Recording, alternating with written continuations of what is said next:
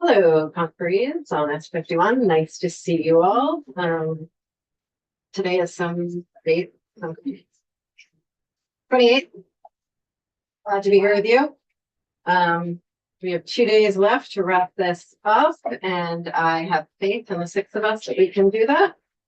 I understand that the senators are bringing a proposal of amendment. We have one senator. It's not okay. This is not an offer from the conferees. Okay, Just one senator. go forth, Senator. All right. You should have a copy of some proposed language, but let me just summarize what it is that I'm suggesting that we do. I'm suggesting that the principal change is to eliminate the elimination of this benefit at 120,000 at the beginning of it, and a complete elimination of it at 175. That's the first thing. The second thing is I'm suggesting that we add a provision to prohibit the veterans payments for going to people who have dishonorable discharges or bad conduct discharge. Now, someone on the latter issue raised with me today something that I had not thought of before coming in today. And that was that your committee, I believe, had discussed the issue of potentially having this apply on a gender basis to people who were discharged under the new Trump administration provisions that don't allow transgender people to serve. And that was not the intent of this amendment. And so one of the things is I think we should back up on that particular proposal to make sure that it does not inadvertently link in people of that category. And those, I'm virtually positive, do not include people who are dishonorably discharged. And it's the dishonorably discharged that I'm most concerned about. Is I don't think that Vermont should be paying people who are thrown out of the military, typically for criminal convictions of serious crimes. And that those people should be, based on their discharge certificates that have to be presented, or some evidence of discharge has to be presented in order to get this benefit, they would be easily picked up. It's not an administratively difficult thing. The former issue and the reason for the request to have the committee consider not posing an income limit is because of those states. We're in a competition. And right now, as we talk about the major problems that Vermont faces, housing is the one we talk about a lot, but there's also a demographic crisis because we don't get the people that we need to fill these jobs. And as we go through this list of jobs, and then you match them to a lot of the military occupational specialties, you find a lot of people fit into this category. And when we think about income, we have to remember that we are thinking about family income because that's how people file taxes. They don't file as individuals. A substantial number of people who retire from the military retire and relocate with their spouses. And you think about incomes, we talk about teachers right now as one of the categories of people that we need, in addition to nurses and construction workers and linesmen and so on. Average teacher salaries in Vermont right now are about $60,000 a year. At least that's what's being reported. So an individual retiree who effectively is a teacher, he's made less the first year, but he will make more the year afterwards, and has a spouse who's also a teacher, and that person, let's say, is making 60. You already are at the limit with the salary of 2 teachers. And that means that the benefit is not nearly what's intended. And we recognize that as the only state in New England, the only state surrounding us that has not the entire exemption, we're at a disadvantage because once we put that cap on, it says that if you're going to work, and what our target is to treat this as an economic development tool as well. Our target is the person who is working, who's going to retire in the late 30s or early 40s and has a career ahead of him or her. That career should be a career that matches what we're doing at the moment.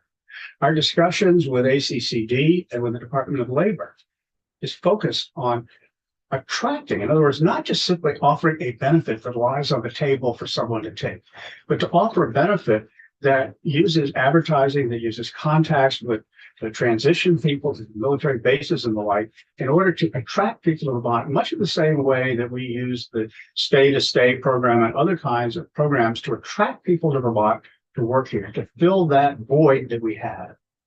To do that, we need every tool in our toolkit that we can. This is a tool that will make us at least competitive with the rest of the nation. We would be, at this point, even if we adopt what has been proposed by the House, we will be still, we will be the last state other than California and the District of Columbia that does not offer nearly full benefit. Senator Brock, I appreciate that argument. I think there's a question about whether or not expanding the benefit is germane to the committee of conference, given that's certainly not between our two positions. It's Well, an expansion of the House's position. But I'd love to actually spend the Second Amendment seems something that I think would be helpful to discuss a little more, because we spent a great deal of time on that question. And I would just argue that it is germane, that when you have in a particular dollar amount to restrict it, there was a purpose behind it. The question is, will it achieve the purpose that you want? Second is it has an issue regarding the amount of money that you're spending. And what we're suggesting in this amendment is the way we get this to match the budget is to hold off on its application. wow. So that again is the committee. So it's for the committee to decide. Yep. On the dishonorable discharge, Representative Kimball has a really remarkable number of details on that. But I would just offer that in addition to sort of future dishonorable discharges under the Trump administration, I think there's also a long history of various political dishonorable discharges from Don't Ask, Don't Tell, and long before that, including we've heard a number of accounts of folks who reported rape and were considered and were dishonorably discharged from that. And so really want to be very careful about, we were not able to get a great deal of quality testimony on the issue, but really want to be very careful in that. I also understand there are administrative challenges with it that we might want to, when we hear from the tax department about Senator Cummings requested testimony about the tax credit that you all put forward. So maybe Director Samroff can, Deputy Commissioner Samroff can speak to both of those pieces when she comes up.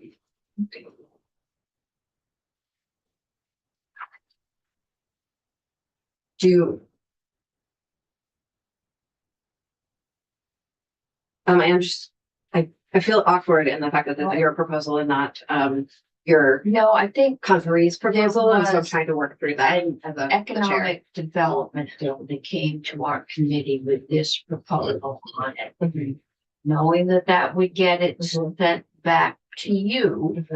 And you were already negotiating the same issue here.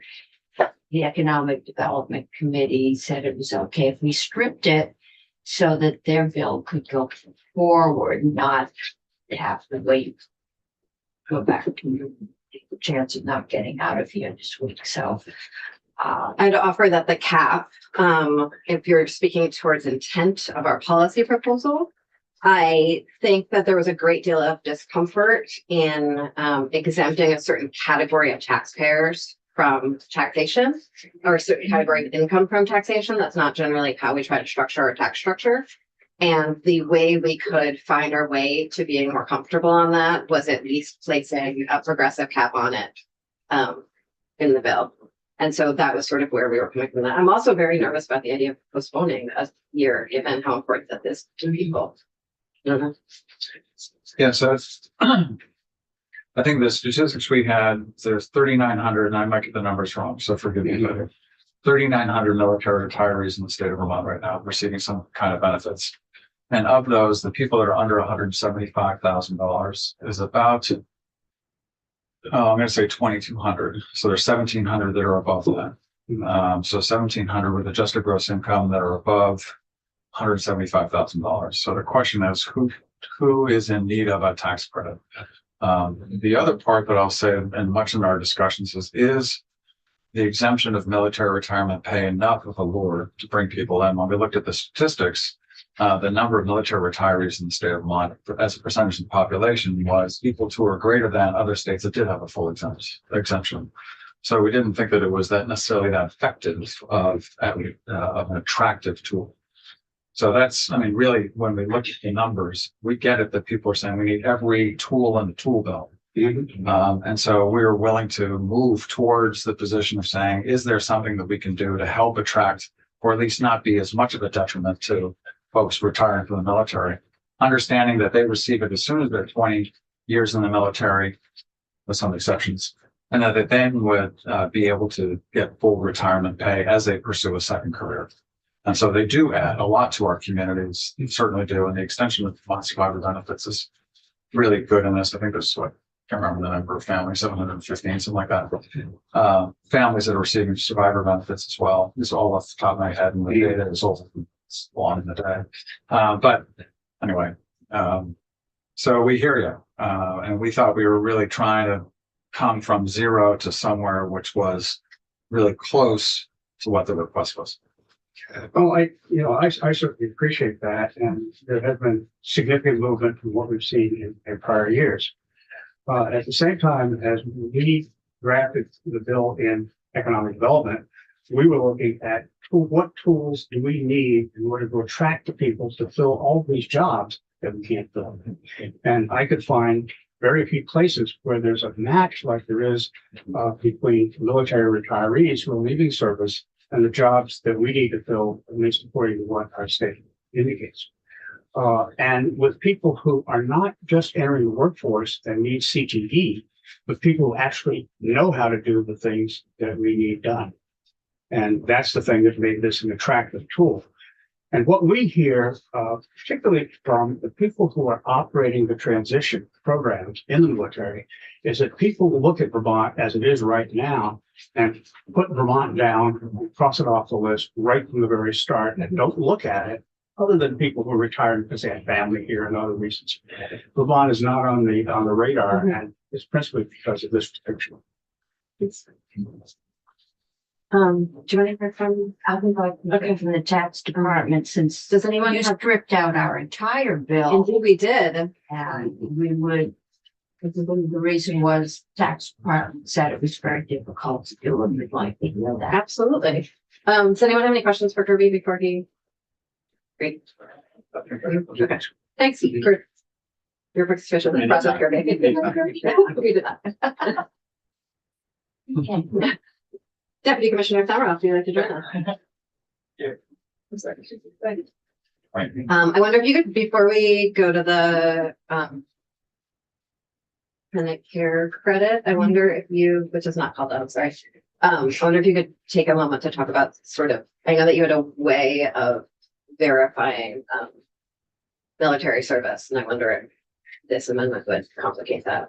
Yeah, thanks for the question. For the record, Rebecca Samroff, Deputy Commissioner, Department of Taxes. And yeah, I think that adding, kind of more detail to a veterans exemption, like excluding certain class of veterans, could kind of get our, administrative frontline staff into some, awkward, murky territory when it comes to the review of refundable credits, which is an area, we'll discuss more with the caregiver tax credit as well, where, that's the refundable credits that we send out the door is like a big area of integrity for our department, making sure that those are there's thoughtful review, thorough review given to those claims, and that we're doing a great job protecting state coffers. So when there's a lot of nuance that doesn't have a clear paper trail, which admittedly I'm not sure what the what kind of like your discharge letter looks like in an honorable versus dishonorable situation, and certainly the nuance that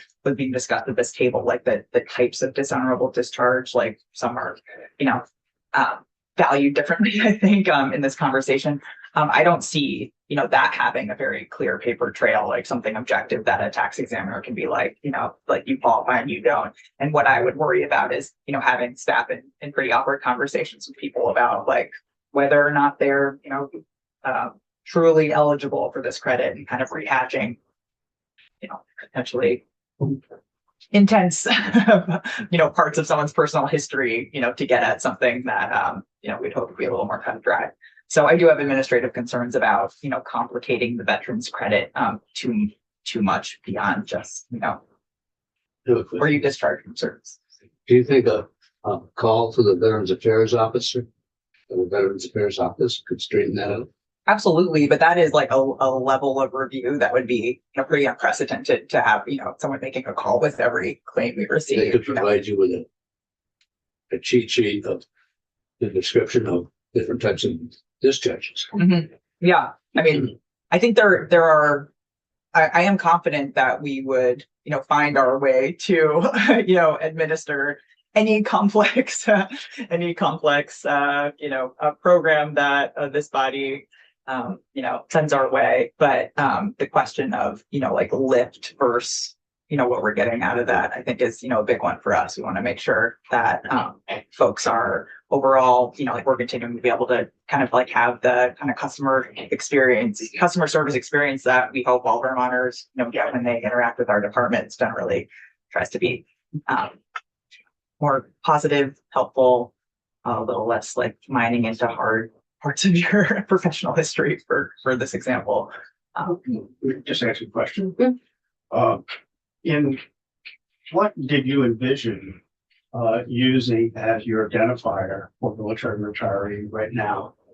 Yeah, sure. Those without- So, I will say that, until this becomes law, we don't generally have a full, implementation huddle with our operational directors and divisions about how things will go. So that we don't have an operational plan that will, that's already finalized right now. But what's helpful about this is that I have had a number of people describe how just like with a few clicks, you can download your discharge letter from the VA. I haven't. So you're looking, that's what I'm asking for, as opposed to whether or not you're getting anything in an automated feed now that would tell you that, or potentially now would tell you that, and you would have to go to the individual in order to get that information. Now, I know, I suspect it's been changed now, and it's something that I could look into very, very quickly.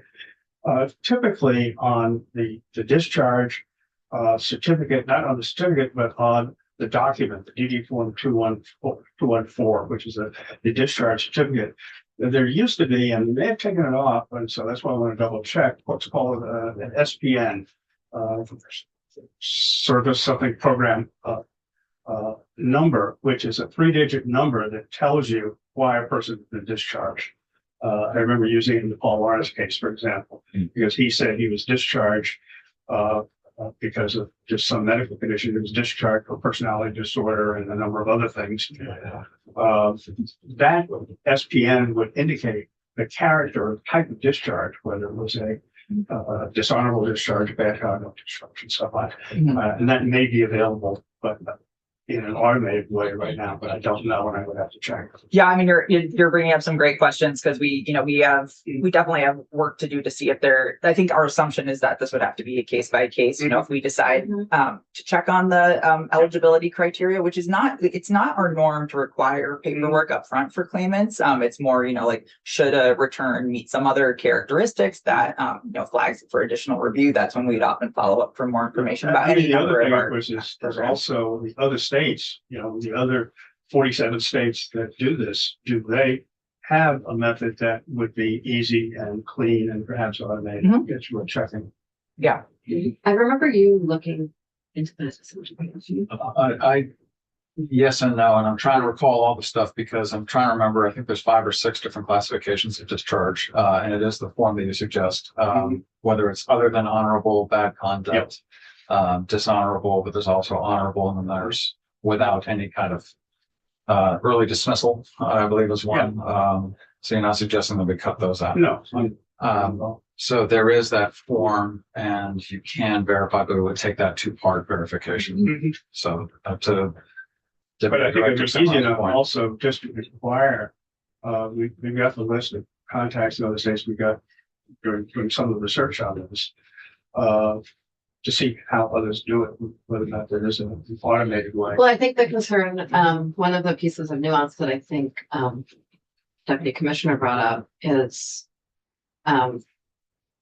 having people sort of dive too deep into someone's life. And the example that you shared about someone having a personality disorder, I think that diagnosis even has what it actually is used, what circumstances someone receives a personality disorder has changed in Yeah. breathtaking ways in the last 100 years. Yeah. And often significant amounts of discrimination attached to it, right? Mhm. And so those kinds of values-based decisions that have, haunted our military service, as well as like all the rest of our government bureaucracy, are things that I don't know if we want to reinforce in our statute. Well, that's why I'm suggesting a Yeah. very narrow Yes. classification as to what you're looking at. Yeah.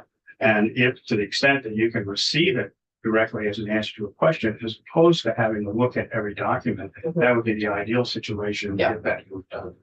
And so here so far, it probably can't be done, but should we move on to the other Yes, that's subject? what I'm thinking. I don't Okay. think the votes are here to Great. do that Okay. today. And So but let's put that topic I aside. would like to hear why you rejected our entire bill. Absolutely. And it's not entirely on administrative concerns, but. Thank you to for that. Yes, I don't want to put that entirely on you. Yeah.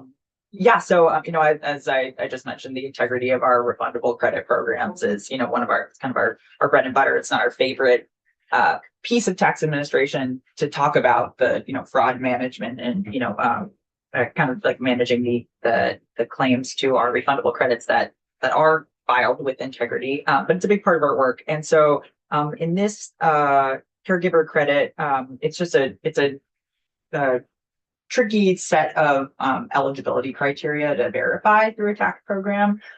It feels to me like a very compelling cause, but maybe something that could be done more effectively as like a direct human services program rather than through the tax department. And some of the reasons are, let's see, like the three major eligibility criteria is that the caregiver is unpaid, that they're working at least 20 hours a week on the care for an individual that has some specific needs around daily care. So like two of the three of those components are, we have not, in sitting down with our operational directors, conceived of any way that we could verify that. So unpaid is not something we're really good at verifying at the tax department. We're really good at verifying the presence of income, not so much the absence of it. And especially in these, the situation contemplated by this credit, which is like you're within your family system, if there was compensation, I don't think it would be like on a W-2, it would probably be under the table. Also, the spending at least 20 hours per week is impossible to verify, beyond an attestation.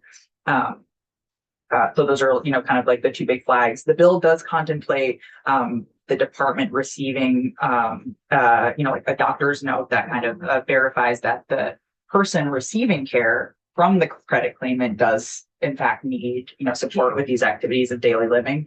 And that's helpful, but it does, it's a little like, this is unprecedented and a little awkward for the department as well, because we would be receiving very sensitive medical information about an individual who is not even the taxpayer, not the person that's claiming the credit. It's about a third party.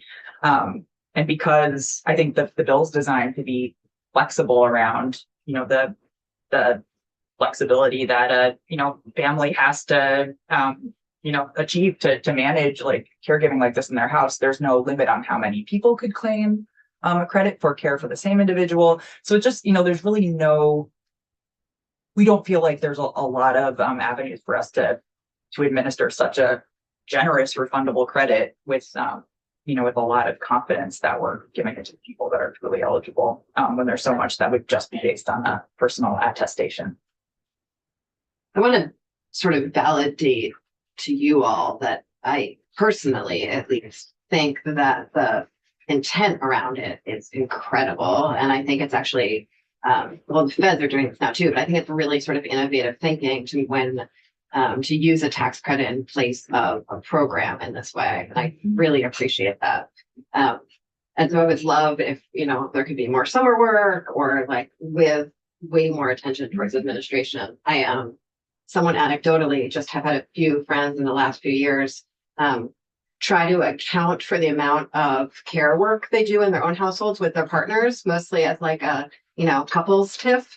And how remarkably difficult that it is to declare what is care work and what is not care work in the context of family or a household. And I can't imagine the tax department wading into such a thing. Did you say TIF? That's a different committee. Yeah. That was my first pen for you. So we have the whole thing. Well, you know, We catch up. your mention of more work in this area is probably justified because, you know, we hear, for example, the Alzheimer's Association time and time again of the unpaid care work that caregivers are giving to patients. And from an economic perspective, what we also hear is that it keeps people out of expensive care in Mhm, institutions absolutely. for a period of time. The problem is, as you mentioned, it's hard to document in a way that you're comfortable with for tax purposes. But at the same time, it probably is worth doing some kind of study to get better estimates of what does it really cost in Vermont and what does it really save in Vermont. And given the cost of inpatient care for people who have Alzheimer's or other forms of dementia, that's a huge cost that we bear. Yeah. Does anyone have any other questions for Rebecca? Thanks. Thank you. Did you all take any testimony on, there's a program out of AHS that I think is called Choices for Care, but I could be wrong because it's not. Pretty for care. Okay. This program. Did you all take testimony about that? Yeah. I've been curious how these two things overlap and I have absolutely think no you idea. can Get home health nurses into your home. Rather than go to a nursing home, you can get the same kind of services. It's not, That's a different program than what I'm talking about. okay. So what I'm thinking of, and it might not be called Choices for Care, is there's some program that might not even exist anymore, might have just existed 5 years ago. Alright. And maybe by speaking it into the committee of conference, someone will message me with the name of the program, because that sometimes happens. Okay, because I know. Is the idea that family members are eligible to receive a stipend Oh, from the state when they provide care. That's Medicaid. You can choose your caregiver. Patrick is nodding. Oh, did I ask you about this like months ago? And I Totally think we did forgot. take testimony on that. Okay. And but that is usually, full-time, I guess it can be part-time. Okay. Yes, that is there. And were you imagining that folks would be eligible for both that and the tax credit? No, Okay. this was just for the credit for the people that are just Totally doing what unpaid. families do unpaid. So could there be in a household, could there be one family member who's providing unpaid care and one family member and getting the tax credit, and another family member who's providing paid care under Medicaid and getting that payment? No. No. Have to be.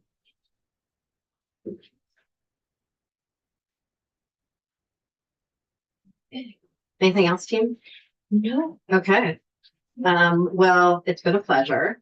I imagine we'll see you tomorrow or Friday, I will see you. and we'll all move on to the conference now. Yes. Yeah. Or Well, you sorry. Yeah. just trying to make sure, is the proposal to lift three of them? No, I Reactive? think this is not an official proposal from the country. That was just a I think article of right now discussion. what's on the table is Our our proposal to you. proposal. Okay. And it's up to us to decide. Okay, thank you.